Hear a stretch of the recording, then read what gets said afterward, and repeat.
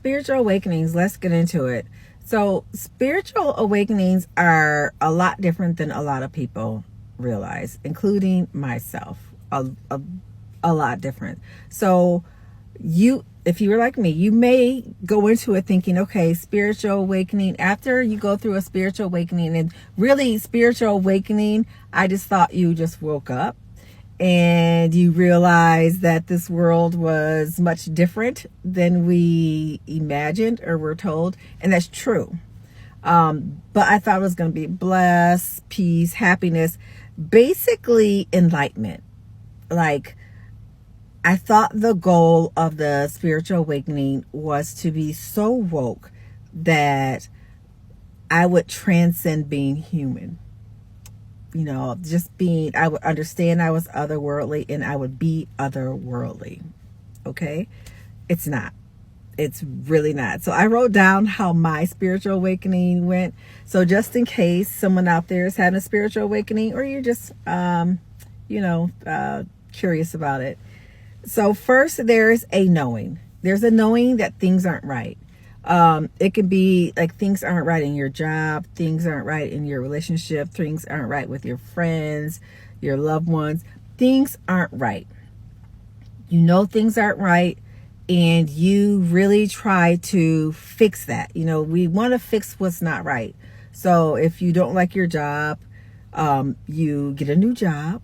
You don't like the person you're with, you leave them, you get a new one, or you work on your relationship, whatever. You're trying to fix what's not right, but it's still not right. Like, you don't understand, and you get frustrated because why aren't things getting fixed? So there's that. Then everything falls apart. Everything just completely falls apart. Just like a tower moment, just boom. It's done. You being you, because you may understand you're in a spiritual awakening, but even at this time, you probably don't even realize you're at a spiritual awakening. And for those of you that have gone through it, you probably realize that you were actually in it a long time before you even realized it. So everything falls apart, and you rebuild because you don't understand that your life needs to change. So you rebuild. That's what we do, right? If you lose your job, you get another job.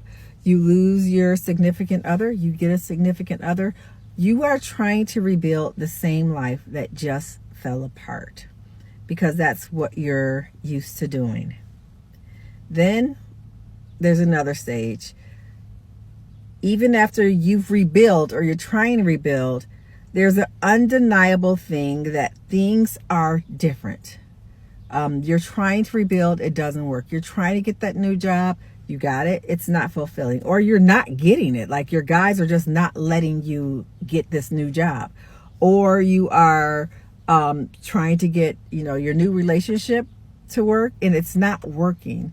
You're rebuilding something that needs to be left alone. The whole reason you had the whole tower moment in the beginning was because your old life needed to go.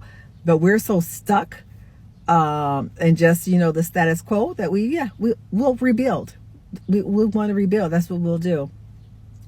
Then everything falls apart again.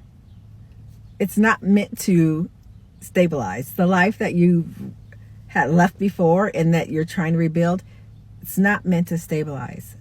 It's going to fall again.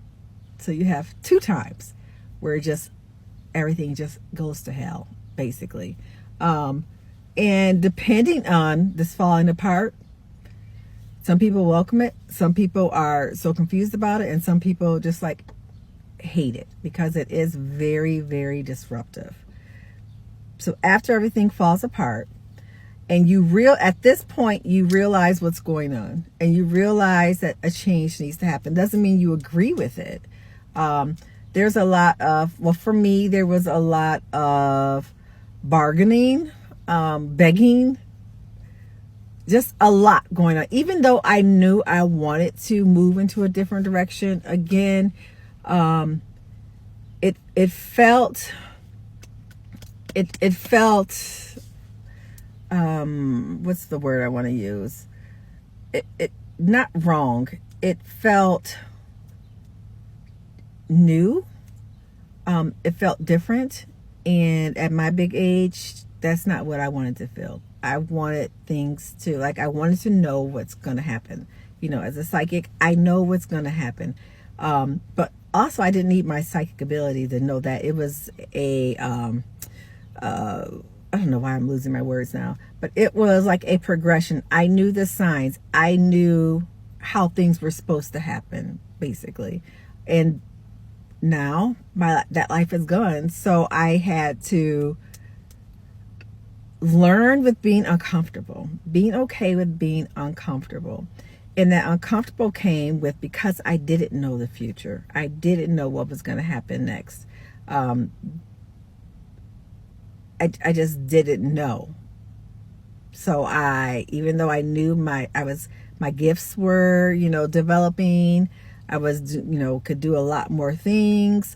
I was working with my guides and myself and doing a lot of healing, a lot of moving forward, but I still was scared to let the old life go. I'm like, okay, I can do this, but let me have my old job back. Let me have my old relationships back. It's not possible. So as this second part, I'm not saying once you kind of give in and surrender, your old life goes away, but your new life hasn't loaded yet. And there's this part in there, it's like called the void or the valley. It's just this part where nothing's happening. And you're thinking, well, I did all that work. I'm leaning into me. My gifts are coming online. But now nothing's happening. My guides aren't being talkative. I'm not really doing anything. And I'm just kind of in this space where I don't know what's going on. And that's very confusing. It's very scary because you're like, well, what now? What do I do now? Yeah, what do I do now? You rebuild. So after you go through this stage, and again, there's no use in trying to rebuild as you're going through this stage. And those of you who have gone through it will know what I'm talking about. You can't, even though you try, because it's like the valley, it's like nothing's going on and you're trying desperately to do something. The whole idea of the stage is for you to rest. It's for you to sit down and rest, because you've been through a lot and you are still going through a lot.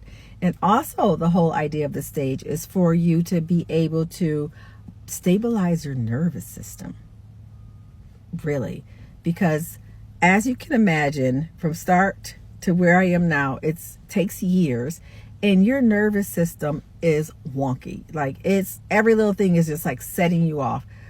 You're overthinking everything. You're underthinking things. Your nervous system is going through it. But what needs to happen in this stage is that you need to rest and you need to stabilize your nervous system. It doesn't have to be, I know it sounds like a lot, and I don't want to get, because now my time is running out. It doesn't sound like it's something easy to do. So I'll make a different video on stabilizing your nervous system. I should probably write that down because then I'll forget. But stabilizing the nervous system. So that's, and it's easier than you think. Nervous system. So I'll make another video of that. So then, after that, then you rebuild again. And now you're rebuilding the life that spirit and your guides want you to live. And it takes time, again, because you're rebuilding. But this time you rebuild, you feel it different. You know it's different, and you know it's aligned for you. It's a little frustrating because you're starting over. But, yeah, everything, what you do here is so how you think it is, your enlightenment and you're transcending being human. Here you are knowing that the whole goal is to be human. That's it. It's to be human. But being human means that you have gifts. Knowing that there's other things out there. That's being human too. That's just being human the way we are supposed to be human, instead of everyone else telling us what's acceptable to be human. So I hope this resonates with someone. Let me know in a comment where you are.